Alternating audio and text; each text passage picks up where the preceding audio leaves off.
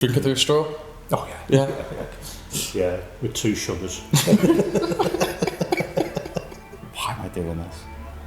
Do you want to take part? No, man. We've got Luke. Yes. Welcome back to another edition of Close Encounters. Today I am joined with one of our open call artists for the Primer exhibition. It's John Kidd. So John, as it is tradition here, we like to ask silly questions before we dive into the juice. So, first one, what is your favourite pizza topping? Favourite pizza topping has to be jalapenos. Okay. I love anything that's hot and spicy. Wow, I wasn't expecting that. Yeah, right out the yeah. gate. Okay, we've got some heat. Okay, so next question. What's your favourite dessert? Favourite dessert has to be probably chocolate brownie.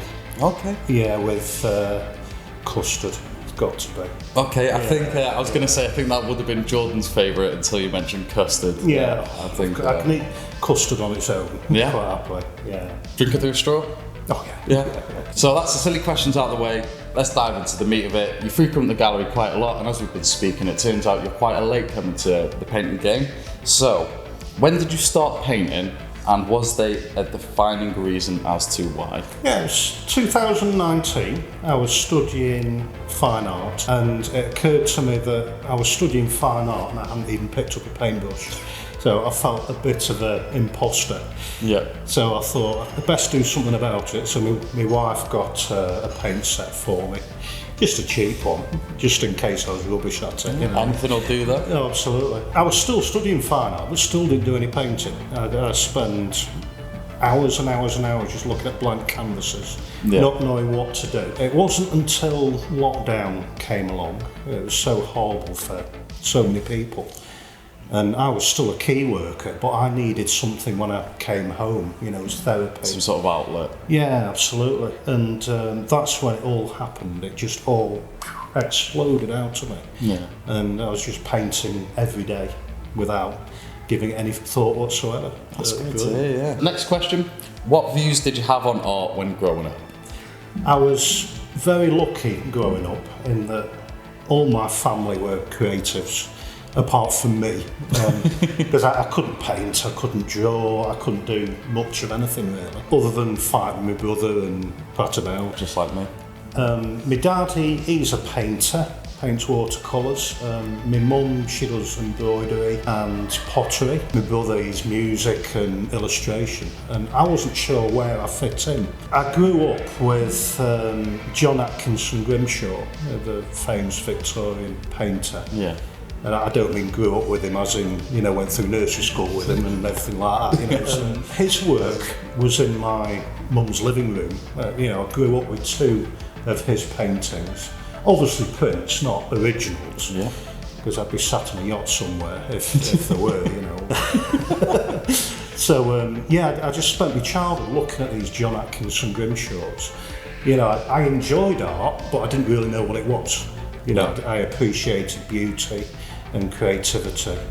And it wasn't till later that I started creating myself. It's great to hear, yeah. So, like you mentioned in that, you know, I grew up in a creative household myself, and, you know, I get these very reminiscent, nostalgic sort of memories of the artwork that was around my house. That's great to hear, you know, it's always great to hear relevant things with the different artists where we had similar things growing up.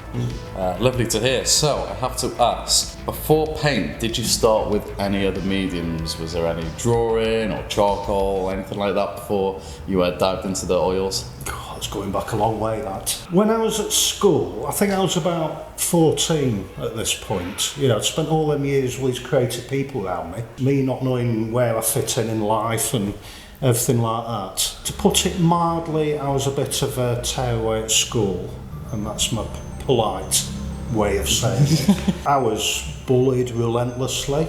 I was socially awkward. I had a terrible stammer. I've got a condition called essential tremor. So I couldn't really string a sentence together back then. I got into all sorts of trouble, and I'm ashamed to admit that I became a bully myself. You know, I got into fights and picking on people and getting into trouble. That's kind of the pecking order in school though, isn't it? You know, most you see one could do kind of thing. Yeah. And it's funny, you know, in the fullness of time, some of my worst enemies back then are now some of my best friends. It's funny how that works. In school, a disciplinarian, like every school has. You know, had the piercing eyes and the booming voice. And he used to say his catchphrase was "woe betide." Now, none of us knew what woe betide meant, but it scared us even more because we didn't know what it meant. So ominous. Yeah. There's a mystery to it. Yeah. Now, he was head of upper school at that point, and it just so happened he was also head of art. And I'd been in and out of his office, and he must have been thinking, what am I going to do with this young lad, you know? And one day he marched me off to the art block, sat me down at a table, and there was an almighty bang, and I just leapt out of his chair because I was terrified of him. And he just dropped a great big lump of clay in front of me on the table. And he said, right, Mr. Kidd, make me a pot. And he said, woe betide if you don't make me a pot when I come back. And again, I didn't know what woe betide meant, so I was scared. So I made him 3 pots, and he came back and said, oh, well done, Mr. Kidd. Come back this time tomorrow and do it again. And every lunchtime for, months and months and months went by. I'd be making pots, and by the end of 6 months, I was age 14 at a potter's wheel churning out pots. That's amazing to hear. Yeah, everyone else was making dinosaurs and things, and I were doing proper pots. Professional. And that's when I realised that there's something I could do. And Mr. Ian Wallace, he's retired now. I've always wanted to thank him, because without him, that's great. I don't think I'd be doing what I'm doing. Yeah, it's a heartwarming story. It's kind of a little eureka moment for you, I guess. And it's interesting to hear that he asked you to make 1 pot and you make 3. And was that out of fear, or do you reckon it was just maybe finding that latent ability to sort of apply yourself to something creative? Maybe there was always that need or that urge that you wanted to, crave and to create, and finally finding something to apply yourself to. Yeah, I think it was less fear and probably more enjoyment. Yeah. Because it was the better option than getting my head kicked in the playground. Amen to that, yeah. So you'd mentioned in lockdown that's when you really started painting, and that's when you just couldn't stop. So I have to ask, what has been your eureka moment? I think my eureka moment was transferring from acrylics to oils. That was the big eureka for me. Yeah. I got a little bit fed up with acrylics. I found they dry quite dark and bland. Yeah. That's probably due to my rudimentary knowledge of colour theory and tonal values, and probably played a part. I'd always hankered after switching to oils. I picked up oils and wow, I was just blown away. Yeah. And that's, I painted all the time anyway, but that's when I really painted every single day, and just adore oils, I really do. Oh, so that's great to hear. So do you reckon it was the fact with oils that you could spend longer on it that made it more appealing to you, that you could get into it, add more depth, more range, or? I don't think time was a factor, because I haven't got any patience whatsoever. I can't sit down for long enough. Yeah. So it's more the vivid colours, and it stays colourful, and you can really move the paint around. Yeah. And I find it so much more fun. Because obviously with acrylics, you paint something, in 10 minutes it's dry, and you can't manipulate things around. And the beauty about oils, I make mistakes all the time. You can just scrape it off, go over with some tissue and start again. So a lot more, you find there's a lot more flexibility in using oils as to opposed to acrylics or something like watercolour. Yeah, I found it surprisingly forgiving. I think I'm going to have to, dip my toe in and actually try using oil painting. I've never really got round to using oil, so maybe you could give me a master class one day. Well, I don't know about master class. I'll give you a class. Yeah, I think the Ink fans might enjoy that one. Have to ask for the next question: how do you get into the zone? I use music to get in the zone. Music's a good one. iPod, powerful. Nice, good, loud music on. Yeah. Because you've got to be relaxed. I think you've got to get into a painting. Plenty of music. I listen to Eminem and classical and everything in between. That's great to hear. Just name a genre and I'll probably listen to it. It'll be on my iPod. That's great to hear. So, would you say that certain genres influence your paintings or the way you work, certain brushstrokes? more energetic music? Are you more energetic with your brush marks, and vice versa? We say something more classical. Are you a little more reserved with the way you're approaching paint? Yeah, a lot of it's subconscious, really. With the landscapes, it tends to be more classical music, like Holst or the Sea and Sinbad Ship. Some of my favourite pieces of music.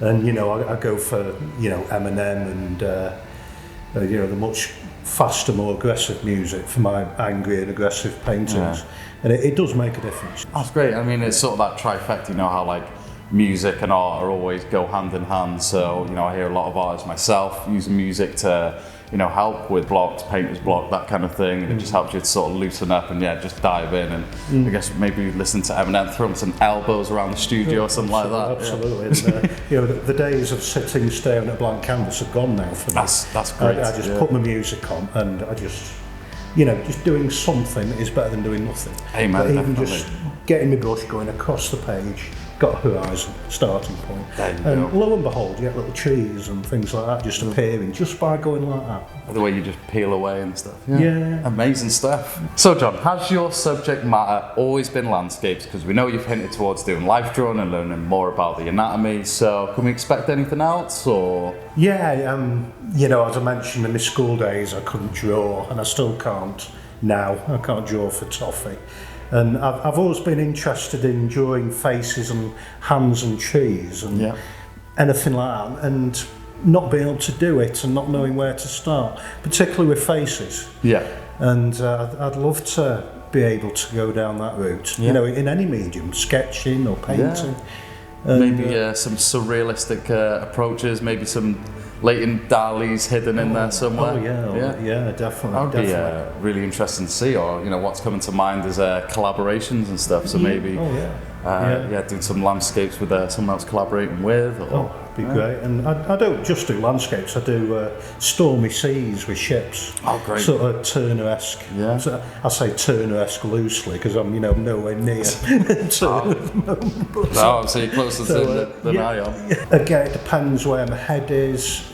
If I'm having a bad patch or whatever, I do quite aggressive, childlike faces and figures. And are these ones you've put out on the YouTube, or are these ones that see the light of day, or are this more your hidden collection? They're very personal, these are. I do put them out. Nobody likes them. I like them. My wife doesn't like them. She won't let me put them in the house. But they're out there. You'll find them. But they're not everyone's cup of tea. But my answer to that is they're not supposed to be. Well, that's the thing. Those are the sort of the ones that we keep close to ourselves, or like I say, almost want to say hidden collection. These are the ones that I'm always very interested in seeing. There's a certain expression to them, especially the ones that people don't get to see a lot. It reminds me of certain exes that I used to have that would say, why can you never draw anything nice? I always just draw these evil things, and I liked them, and that's all I cared about, was that I liked them, and it was just to put out. If people like them or not, it was it's art at the end of the day. It's subjective, isn't it? Absolutely. So, I'm always inspired by artists who've been to quite dark places in order to create their work. I find that fascinating. Yeah. Some of my favourite works was Francis Bacon and his Paintings of the Pope. The three figures of the crucifixion. Some of my favourites. And I still look back at, even the same paintings, I always look back in awe, even after trying to replicate them and stuff. There's just something so appealing about it to me. I don't know what it is, but just part of the human psyche maybe that's always attracted to that.